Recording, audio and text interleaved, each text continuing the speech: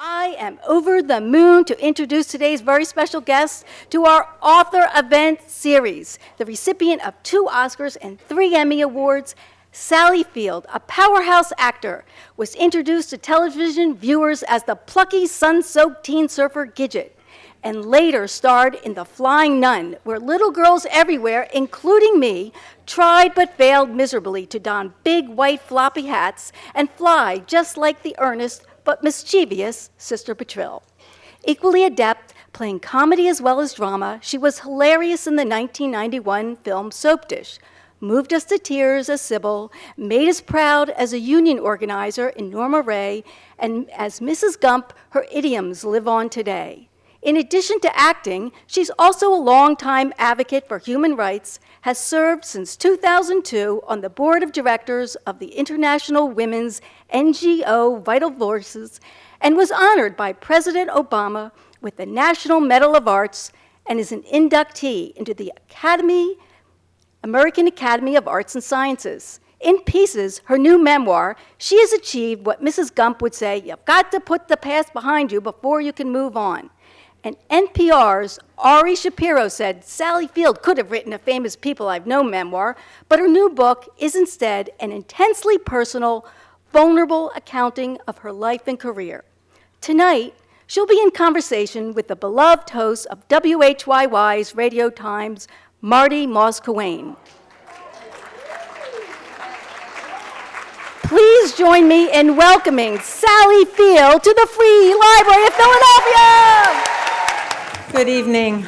It's great to share the stage with Sally Field. Thank you, Marty. Does that ever get old, standing ovations? No. I read your book over the last couple of weekends, and it was so revealing and so intimate, and at times I laughed out loud, at times I cried, and I felt as if it was a memoir written by a private person who just left everything on the page. And I know it took about 7 years or so to write. It's been out for a year. Did you write it for you? Did you write it for us? This is a very long answer, so hang in with me. Fair enough. My mother passed away when I was 65 on my very birthday. And I'm just turning 73 next week. So It's been a little while. And when my mother passed away, I thought I had done all the things that we know we should do, those conversations, the bumps in the road to sort of solve them and hold each other and let nature do what it does, and you let your older parent die and you keep going with your life. I had done all of that. But when she was gone, I felt deeply disquieted. There was something festering inside me, a thorn, a sliver I hadn't seen, and I didn't know where it was. I didn't know what it was. And about the same time as that, very serendipitously, a good friend of mine who is the co-founder of the Omega Institute in upstate New York, and if you haven't been there, you should see it. It's an extraordinary place. And every year they would do a long weekend called Women in Power, and they would have these conferences all for 4 days and would invite the most extraordinary women on earth to speak from all over the country. And my friend Elizabeth this year, when my mother passed away, she called and she said, "Are you coming?" And I said, "Absolutely. I need to be there and sit in the back of the room the way I usually do and just listen to everybody." And she said, "Well, I'm so glad you'll be there because I want you to give the keynote address." Don't you love that? And I said, I can't possibly do that. I can't do that. Elizabeth, don't ask me to do that. How dare you ask me to do that? I can't do that. I said, I have nothing to say. And she said, "Yes, you do." And I knew she was right. I had something to say, not for them, for me. And I had to write it down, and I had to say it. And the little, 15, 20-minute speech they thought I was going to write, where I said, turn to your neighbor and introduce yourself, and off we go on 4 great days, was an hour-long speech. And I was shaking all over because I was emotional, not because I was nervous, even though I probably was that too. And what I felt from this room, this dark space, of these people that could be you, listening and taking what I was saying from them to me, from me to them, I knew that I had to write it down, the whole story, and that was the beginning of it. And ultimately, that speech in some form turned into the last chapter of the book. I didn't have anybody to help me. I didn't know how I was going to do it, but I knew I had to learn a new craft to go into the boxes of memorabilia that I had, the letters that I had kept that I had never read because I didn't have the courage to read them. I didn't want to know about myself. I didn't want to know about my life, and most especially, I didn't want to know about my mother. And I had to do it because I would never rest. I would never feel joined with her and let her go until I knew what it was I was missing. So I put all those pieces out in front of me and tried to put them together and see a picture that I wasn't able to see without it. I didn't write it for anybody. I wrote it only for myself, never thinking I was ever going to publish it. It was only so I knew what it was that I didn't know. And that was the beginning of it. It's a profound story in so many ways, and the title is In Pieces. And as you write, and as you just said, there were pieces of yourself that you had just cut off. And there are so many ways that you describe not knowing parts of yourself, or not recognizing, or being in a situation and putting a part of yourself somewhere else where you wouldn't have to deal with it. In Pieces. Yes. I think I go back to the beginning. It is a memoir and not an autobiography. It's not about my career, even though that the early part of my career is a big part of it, because that was a big part of my relationship with my mother. But because I come from a childhood of trauma, and I think I have learned subsequently, and as I learned through my life, oddly enough, I learned it by playing some of the characters that I had the opportunity to play. That trauma separates you in sometimes, in most cases.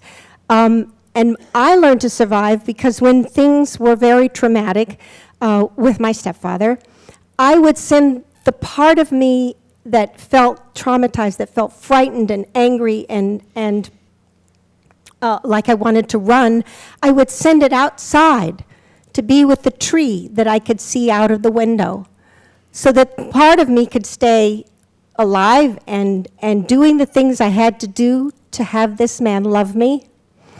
And that separation of myself with other pieces, valuable pieces of myself, took a long time to piece together. And being an actor, being able to work finally in learning the craft with a great teacher who was Lee Strasberg. While I thought I was learning to become an actor, in reality, I was learning to put the pieces of myself back together. And I was fortunate enough to be cast in characters at the right time that was oddly similar to what I was needing to find in myself. And when I really committed to those characters, be they Sybil or Norma Rae and others, it was an act of uniting with me. And that's a part of being in pieces. I do want to get to all those 3 characters, but you talk about your stepfather, Jack Mahoney. He was a stuntman. And what really struck me was, in the family, in many ways, you were the favored child over your brother, for instance. And he lavished you with attention, but it came with this terrible price. And being a little girl and being both around this very charismatic man, but he wanted something of you that he should never have had. Well, that's putting it simply. Yeah. Yes. He was sexually abusing you. Yes, yes, yes. Yes, I certainly I've spent my life trying to organize that piece of information in my head, Yeah. and how it doesn't run my life or rule my life. That you have an abusive parent that you also adore. So how does a child fit all of those pieces in place? I was, because of that information, what this little girl was learning in the 50s and then 60s is information about what loving is. If I love this man who makes me feel alive because he's paying me attention, and yet I have to do things that make me feel that I want to crawl out of my skin, and I feel frightened and I'm in danger, it taught me that love and danger go together. There's this saying, in psychological terms, is what's fired together is wired together. When the synapses of your brain, when those emotions as a child, because I knew him from the time I was not quite 4, that I was taught that to feel love, you also have to feel danger. You have to feel there's a threat around, because that's the information that was given to me as a child. And certainly I've spent my life trying to detangle that message. As you say, in many ways, this book is about your mother, your relationship with her. She came from really an extraordinary, very matriarchal family. Margaret was her name. She looked absolutely beautiful. But she must have known what was going on with you and your stepfather. I mean, that's certainly the question I ask throughout the book. I don't know that she did. I don't know.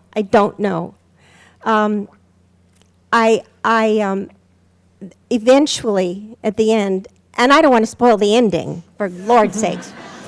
It's a powerful I ending. live. I just want to let you know. I don't die in the end. But for me, one of the key things is, as she was passing away, and I finally realized that I had to go find someone to help me, because she was passing away in my house. She was losing weight, and her death was imminent, and you could see it happening. And I felt like I was dying. I couldn't breathe. Something was happening to me. And that was when I reached out and found a wonderful therapist, a wonderful doctor named Dr. Daniel Siegel. And he was the first doctor that was really able to say to me very clearly that I was in pieces. And it was part of my problem of why I felt so scattered.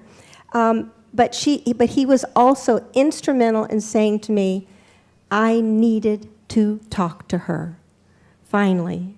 And even though I felt she must know, surely she know, and I had thought I had that, didn't I have that conversation? Wasn't that conversation done? I had it, I must have had it. But she and I were doing the same thing, pretending we had had conversations that we'd never had, hearing them in our heads and never saying the words. And words matter. Name it to tame it is another slogan. Name it to tame it. I had to say, as she looked like a little newborn bird. She was so fragile and frail. And I had to say, this was my life, Mom. This was my childhood. Where were you? Where were you? And see her reaction. And it was extraordinary. It was extraordinary. And I thank God that we had that conversation, even though it took me writing the whole book and the whole 7 years to understand really what I had gained from it. There's a great scene. In fact, you begin the book, you're in grade school, you're in a play, and you have one line, "Drop dead, Harry." And you write, "A new sensation had brushed past me, and for one moment I felt free." I mean, that was being on the stage as a young actor. Yes. when I was lucky enough to go to a public school in those days, they had a drama department. They had arts in the school. What a novelty. And certainly I am an old woman now that can tell you if I had not had the arts in the school, I would not be here. I would not be a thriving member of the community, and I mean that. So we need arts in the school, but Lord's sakes, we need so much right now. That seems the last thing, but nonetheless, I had a drama department in the 7th grade. I was 12, and I found a stage. And I so lived in a fog bank. I could barely see anything because I understand that's another thing that happens to children of trauma, is that they put themselves in a kind of white world that I could perceive the things I needed to perceive, but not very much more. I couldn't read a book. I couldn't do a book report. I couldn't make my brain work that way because a survival mechanism had made it so I wasn't allowed to see certain things. And a part of my brain was keeping me alive. But I could memorize a poem, and I could memorize a play, and I could do that. And when I did, I was alive, and I was free. And not because I was this other character, it was because I was me. Finally, I was me. And I could walk across the stage at 12 and not know where to put my hands, and my pits were dripping so much I was making a puddle. But for tiny flashes of light, I was alive. And I've always said that I spent the rest of my life chasing the fireflies on the edges of my eyes. I was alive when I could get into those moments. I wasn't lost in the white bank of denial or whatever it was that was trying to keep me alive. I wasn't trying to please anybody or do what they wanted or what they didn't want. I was alive. Like it or not, this is me, folks. Well, that's what I think is what's so fascinating about acting, which is it's not acting. Acting is not acting. It's being yourself. But it's finding that person, right?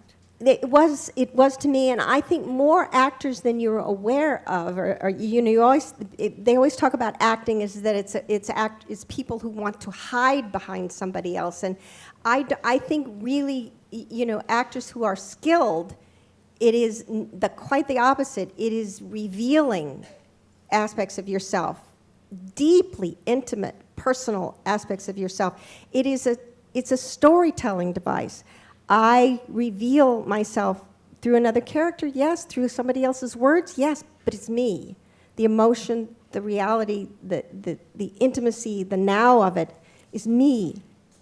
And it is why stage or even why film is compelling, like why one actor is more compelling than another, because they're able to reach something inside of themselves that communicates, and we feel not as alone. You as an audience, me as a performer, I'm not alone for this 1 second. I'm connected to this, this. And I think that's what I think that's what all of the arts are, really. So were you Gidget? Oh, gosh, yes.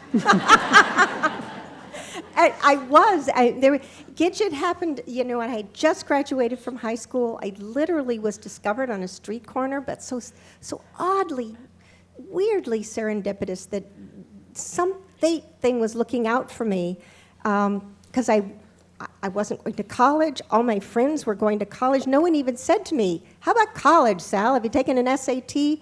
My family was in a bit of disarray, and I was in that fog bank. I couldn't think of it. I didn't know, and so I had nothing to do. I had no stage. So how would I live? And I went to a workshop that my stepfather had found. So clearly had not much to do with acting, but it was located at a studio at Columbia Studios that was the old, when they used to have a really old studio system. And I had to audition to get into the workshop. I got into the workshop, and I was there for the first night, using a sound stage at Old Columbia Studios. And I was standing on a street corner waiting for my brother to pick me up because I wasn't allowed to drive at night. I was 17. And a casting man came out and asked me if I wanted to come on a meeting the next day. Wow. And I met all that summer. I graduated from high school, and it was for a television series called Gidget. So it was just right out of the chute, and there I was. But as disconnected as I was from so much of myself, I was Gidget. That was the part of me that I could harness and use. It was the part that was acceptable. She was the girl next door. She was sweet and nice, and butter wouldn't melt in her mouth. And I was all those things, and yet I was a whole lot of other things. Yeah. But it was perfect for that time, and I got to live in this pink and yellow world. And I had a father who was caring and loving, and I got to learn about this craft, the beginnings of learning about a craft that I would spend my entire existence in. Well, it seems the opposite of Gidget has to be Sybil. But you also say you knew her.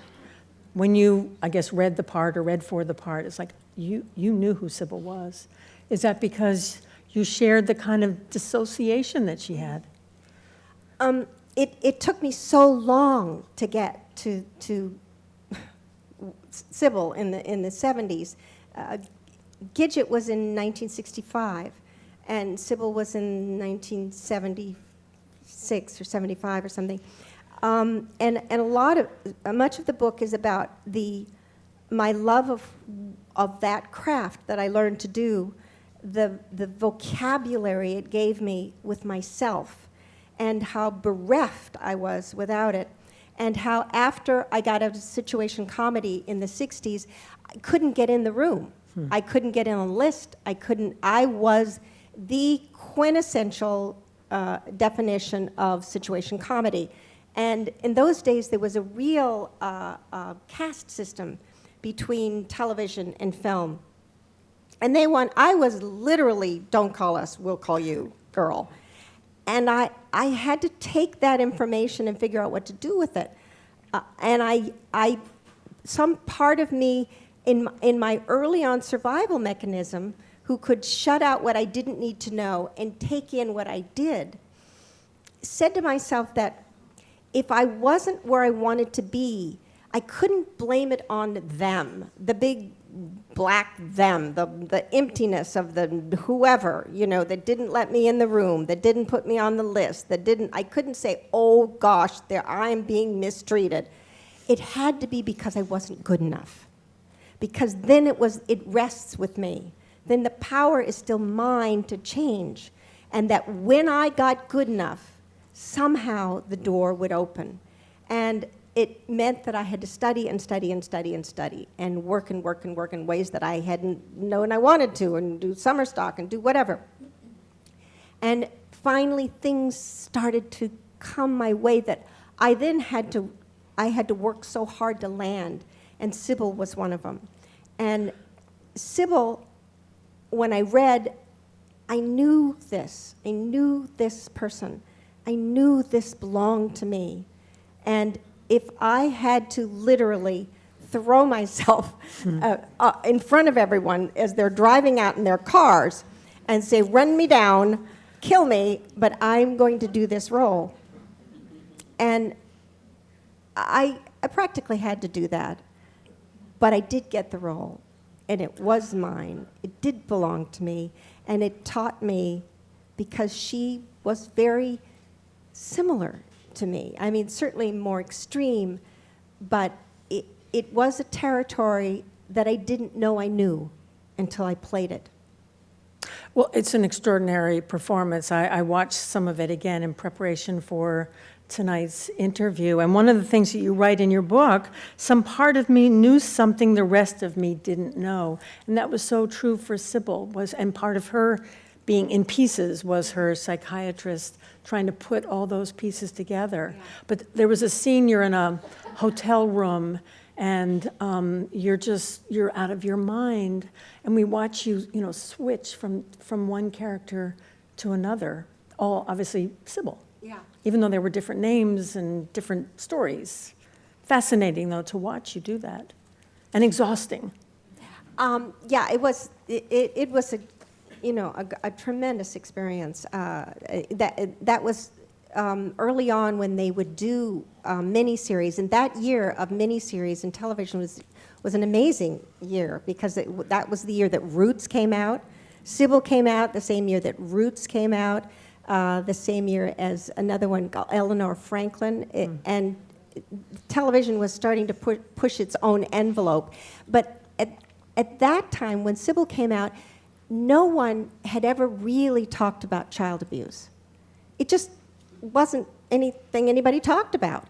And there had been some films that sort of hinted on it, but not really. My co-star in it, the brilliant and extraordinary Joanne Woodward, had been in a film called Three Faces of Eve.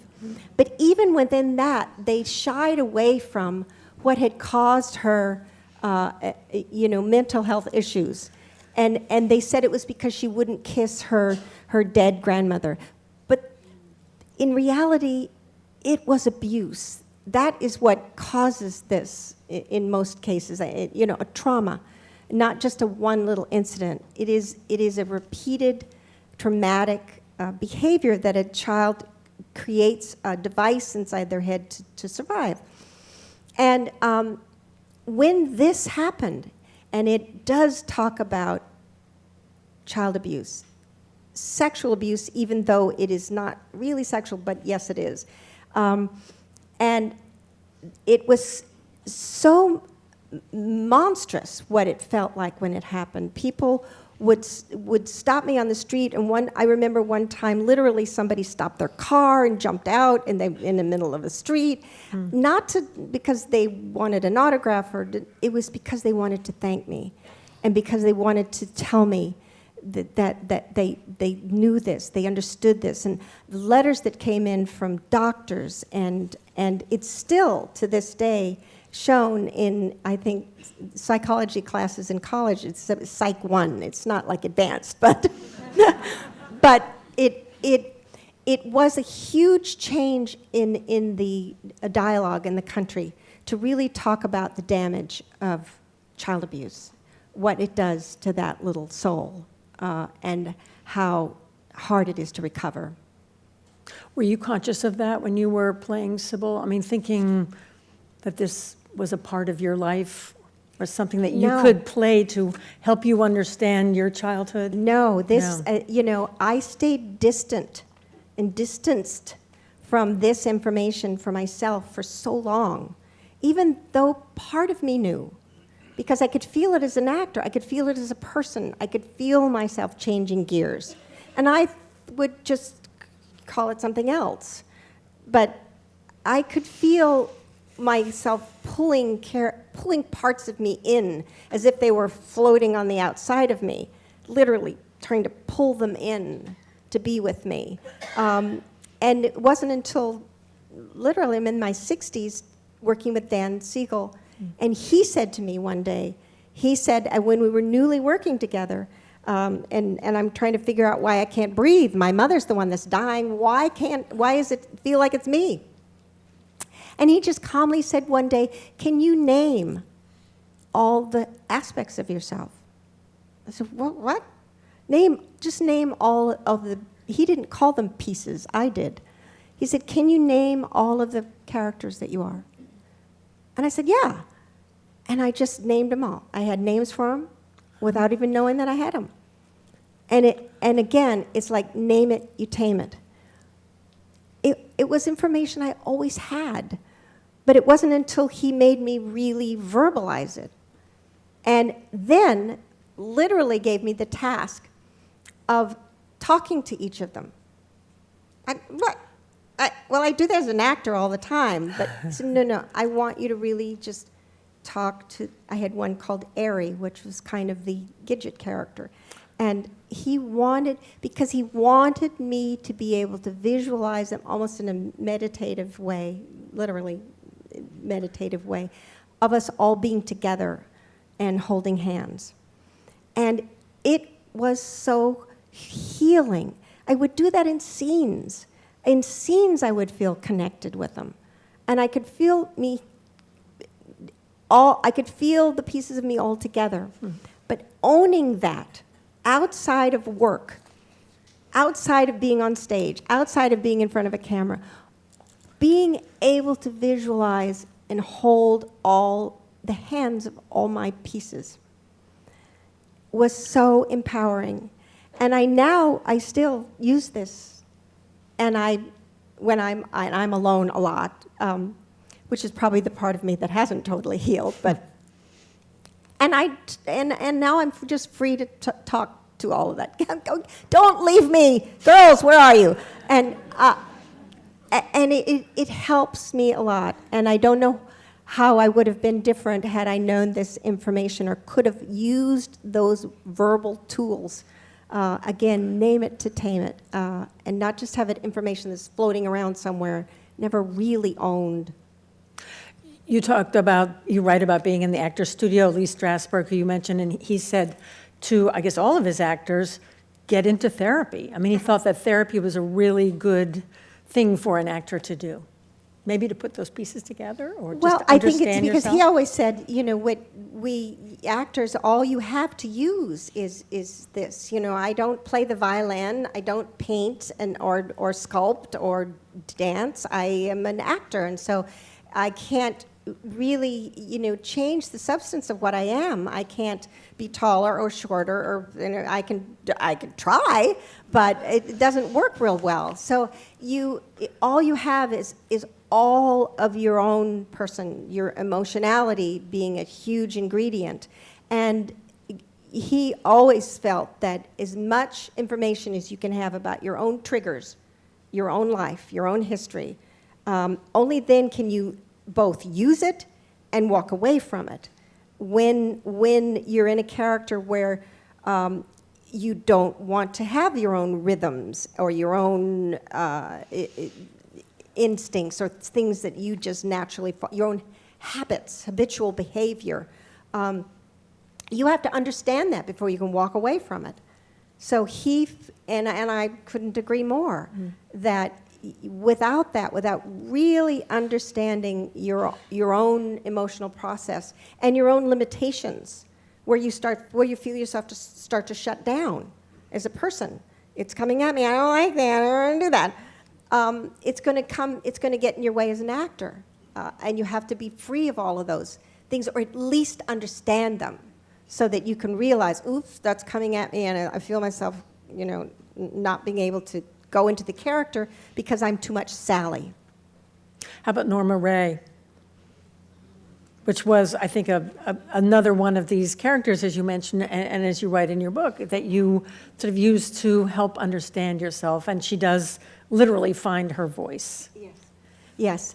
I think Norma in the book is the last one I actually write about because of the specific journey in this memoir. Maybe I'll be able to write another memoir, but I don't know how a person does that, but still, there's a lot of people that write many memoirs.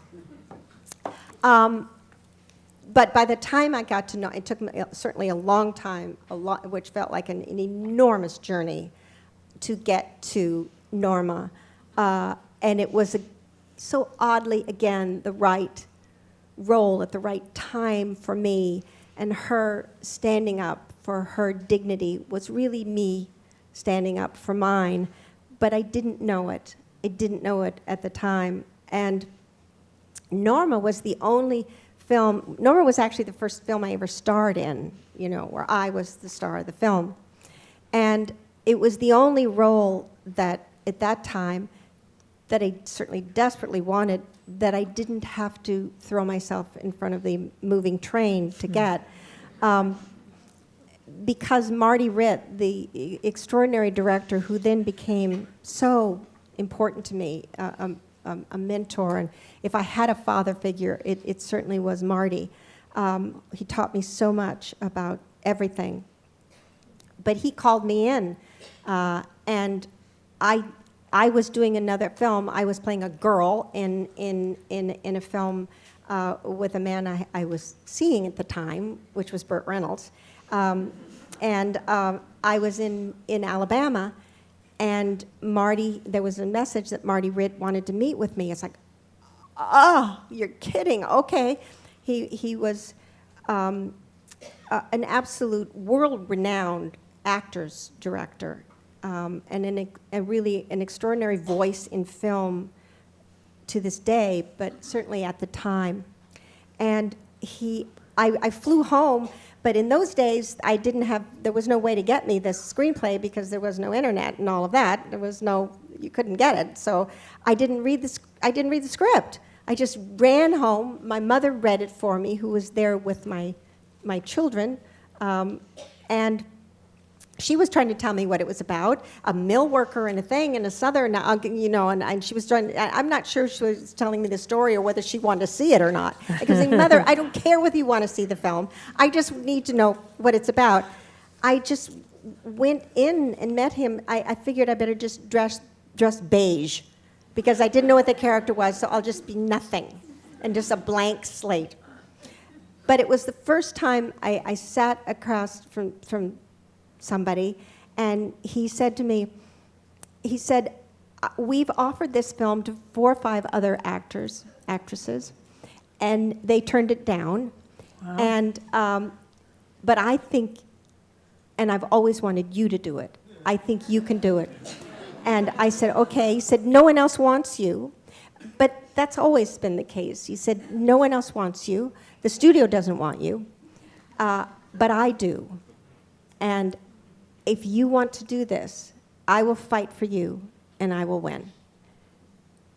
Wow. And he did. And then I was Norma. Yeah.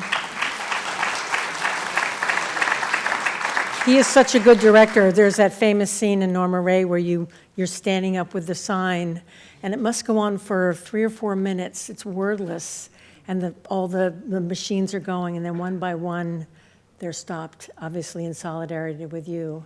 And it's just, without saying a thing, it's such a powerful message. Being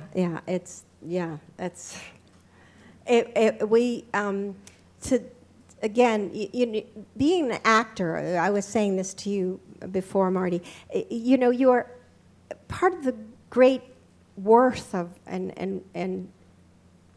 gift of being an actor is that you're asked to be in somebody else's shoes and to know them and become them as much as you can, and to live in other places that you would never live in the environment. I've been here since July. Thank you so much. In this fabulous city of yours, and not as a tourist, but I live here. So I go to the market. What market do you go to? I'm not asking about what tourist site I should go to. I need to know where the produce is, It's just, and so to do Norma Rae and living in Opelika, Alabama, and working in the mill, in this old mill, and understanding what that life is like, it was an extraordinary gift to understand this woman and this life and where she was coming from. And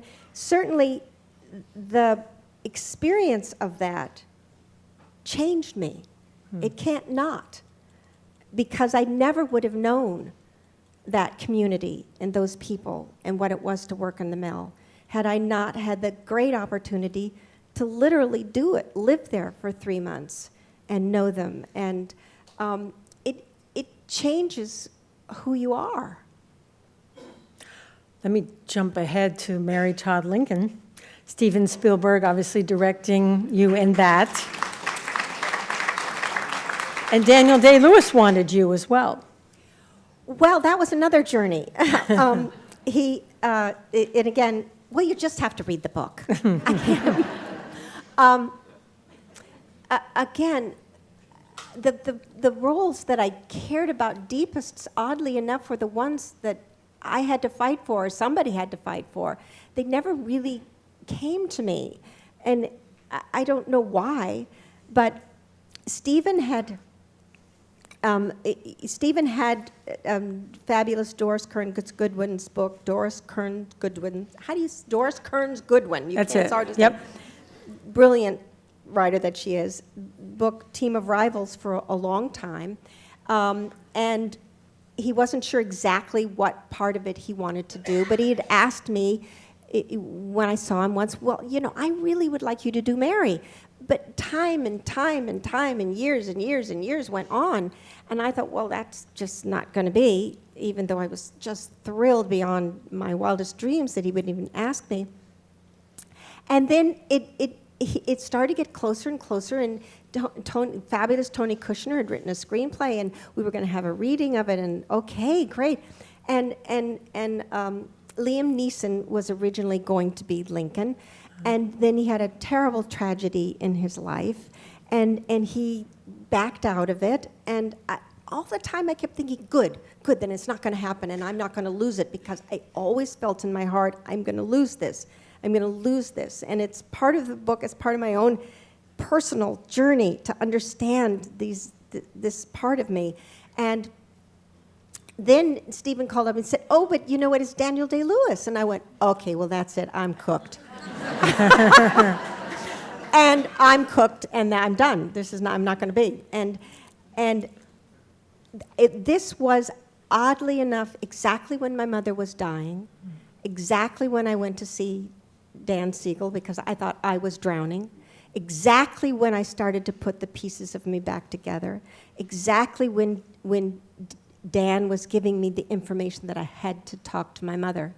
And as I started to emerge in this, I realized I couldn't listen to the side of me that said this was never going to be. Mary was mine, and it had to be mine. And I rose up, and Stephen called me and said, Sal, I've owed you a call, but you know what? Now that we have Daniel, I just really, really don't see the two of you together. And I said, Stephen, you're wrong. I said, this is mine, and you're wrong. I said, if I could think of someone else that was more right with my physicality, my volatility, and all of that, I would walk away. But I know that I am Mary.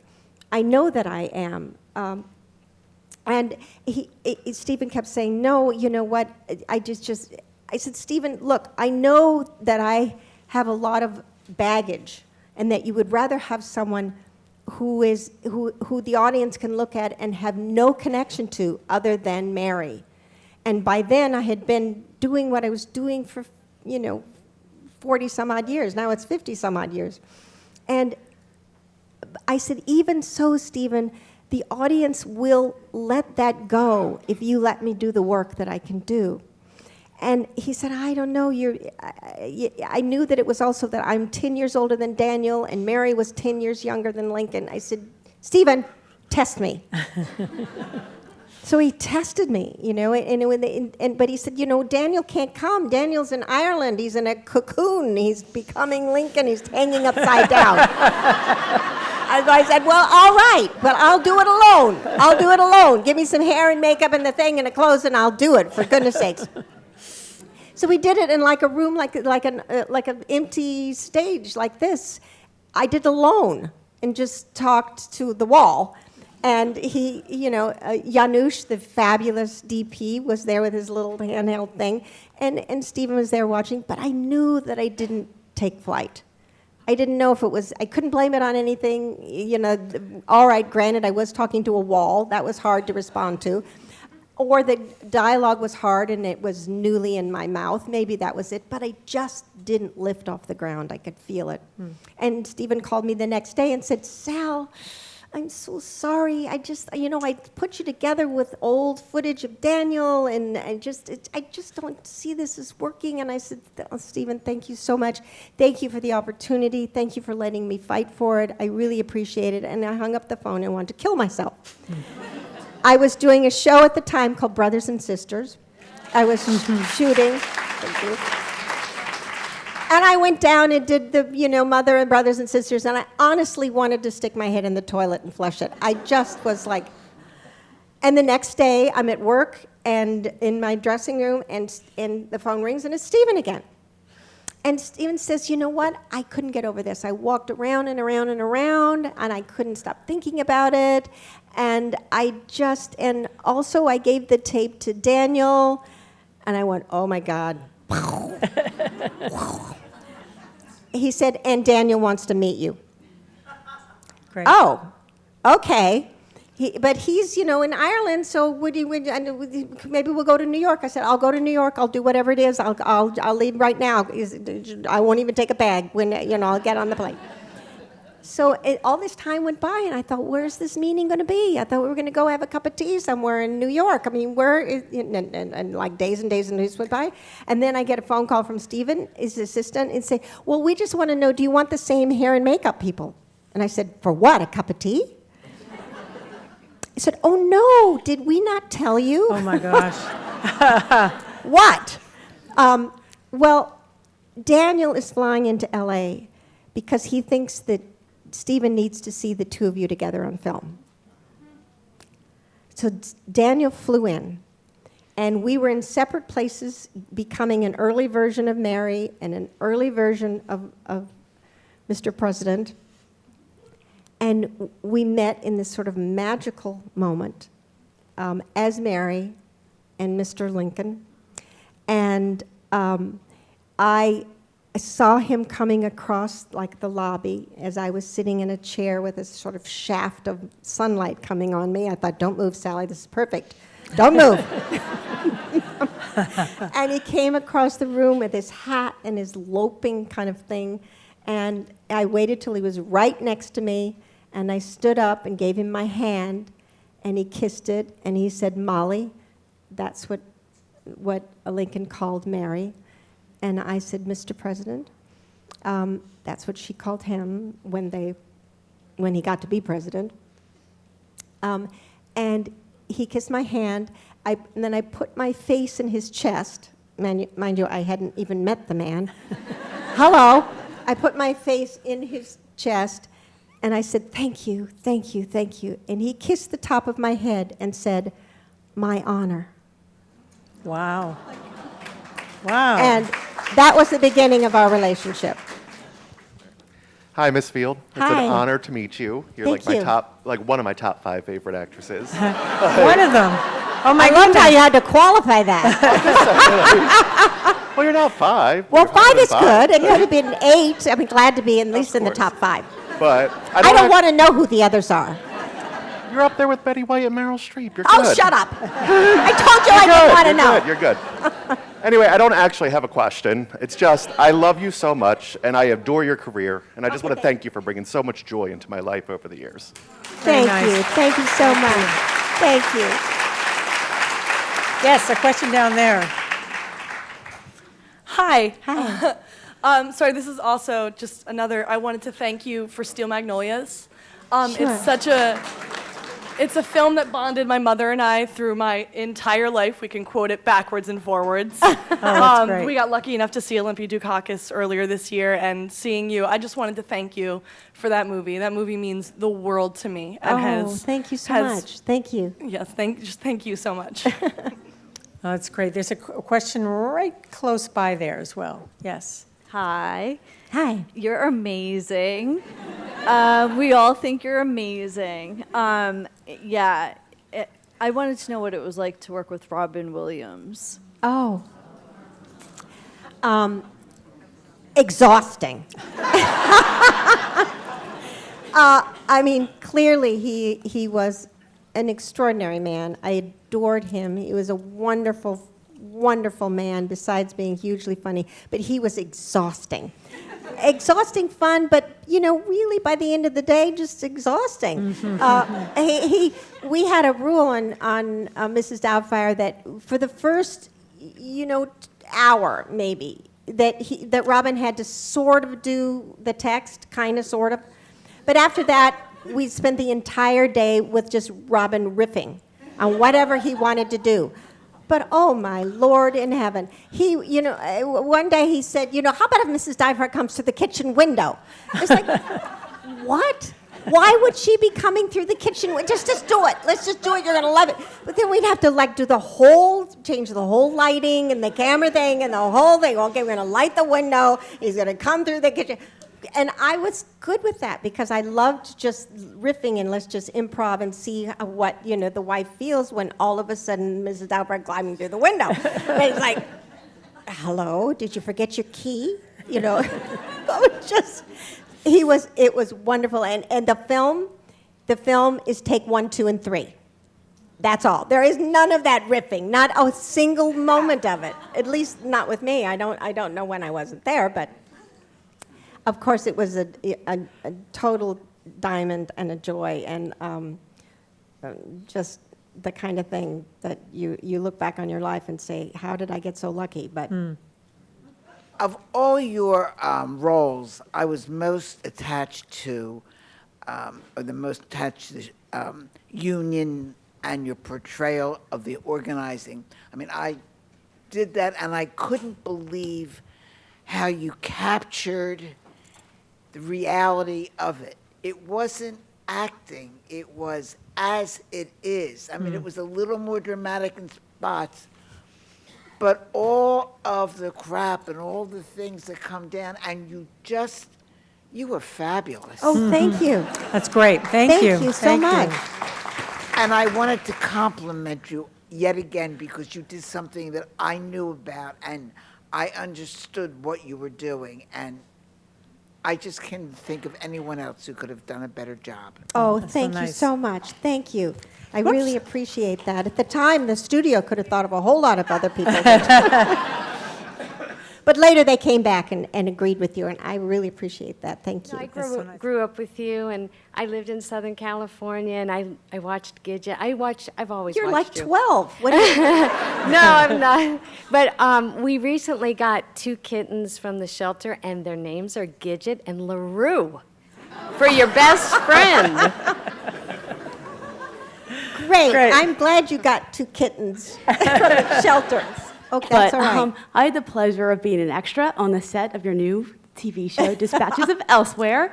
I think I was in episode 1 or 2, and the stream sequence, and I had my little blue paddle. And Oh, the blue paddle. Yes. So, and I wanted to say I watched you interact with people on set, and you were so kind to them, and it was really very, really was very refreshing. But my question is I know you mentioned about going to Philadelphia for the market. But I was wondering, have you spent any time wandering around the city? Are there any parts that you love, people that you've met? Like, we just love our city so much, and we hope that you I do also love the city. I think we all love the city. One of my cohorts is down here. We all love the city. The city is extraordinary. How could you not? You'd have to be like completely insane not to love this city. But what I really am weird. I just like do my work and go, I walk around the city a lot, but it's like in search of things I need to do to continue with the work throughout the week. I really am big on markets. And of course now I'm big on markets because it's such a great walking city. Of course I do know the Whole Foods and the what's the name of the market? What's Reading the name Terminal? of the market that Reading Terminal? No, that's right next to Whole Foods on the Acme, okay. Or should we say Acme? Acme. Is it Acme? That's how we say it. Okay, well, I didn't know how to say it, but I knew what it is. Okay, I know about those, but then I was always looking for ones I could walk to because I've only there. And we did go to the Barnes. Thank God, people were saying, we organized a kind of, in-house family group that we had a day at the Barnes, and that was great. But I haven't done a lot of, really sightseeing. Okay, well, I know, but if it's something I have to cook a lot of, it would just be frustrating for me because it would be all of this great stuff, and I would want to really be cooking, but I'm not in a, I don't have all my stuff. I'm a big fan. My mom is a huge fan, and Why do they share all, that. people always say to me now, and I appreciate this so much, but I'm not cutting you off. People always say to me now, these really cute guys come up to me and I go, hi, and they say, my mother loves you. Thank you so much. She would Nonetheless, kill me you if go I right didn't ahead. tell I you didn't mean to that. cut you off. I just wanted to know if you have any writers, directors, actors that are working nowadays that you're really excited about, that you find that reveal parts of themselves that you're excited to watch. Other actors I see, there's a whole lot of really great young actors. I don't know that I could start naming names. I think there's a whole crop of young actors coming up. It's interesting because there's not a lot of places to study anymore, and I wonder how you learn a craft really without it. I did a play in London at the beginning of this year for, a couple of months, and I've always been struck with the difference between English actors and American actors and how they approach their careers, in that most English actors have studied a lot, and they have, the whole feeling of acting is treated differently. It's treated much more as an art, and you study and you learn this craft, and who do you study, and here you're just so many young performers are just thrown out into the pit, and even if you were in it, because I started studying when I was already working. I was doing my second television series when I finally found a place to study. Those places really don't exist in this country anymore. So it's a shame. I don't know how young actors learn to do what they do without it, without having something you call on, because it's so, it can really warp your personality unless you really are holding on to some craft in the midst of all of the chaos that's going on behind the scenes and on a set. It's hard to focus. It's hard to know what you're doing or how you get there, how you play a person that isn't you, to play a character, to play something that's kind of different, to play Mary Todd or to play Norma Rae or to play Sybil. They're not me, even though they are me. So there are a lot of young actors, and I do sort of wonder about them, worry about them. How will they have a long-term career without understanding what legs they're standing on? I just kind of, and I don't even have to read your book yet, but kind of dealing with some of the stuff that you've dealt with, being a woman that's been in the industry for a few decades. Just if you have any random opinion or take on just the evolution of being a woman in the industry, especially with everything that's come out with the Me Too movement and all that. Imagine if there was a Me Too movement 30, 40 years ago. Then, Yeah. goodness sakes. Oddly enough, when I started writing the book, of course, it was simply for me to really say these things out loud to myself on the page of some of the things that had happened to me that I still felt disgraced from. I still feel shamed, disgraced. And again, saying it, making words on a page helped me own it in a way that was helpful. When I started in the industry in 1964, there were no women, other than if there was an actress on the set with me. There might have been a woman, sometimes there was a female script supervisor, but rarely, and sometimes a hairdresser. But other than that, and the person who was the wardrobe person on the set. And nobody else, you were just with men. And when I started in 17, they were all older, way older. Now they're all younger, way younger. How did that happen? So I have been around to see a lot of changes in that now there's a lot of women who are directing and writing and editing, and they're not enough on the crew, I don't think. I'm always happy to see a lot of women on the crew. but we have so far to go. So far to go, not just in the motion picture business or the entertainment business, but in every single solitary job or arena. That women there needs to be an equal place at the table. And until then, this world will never, ever heal.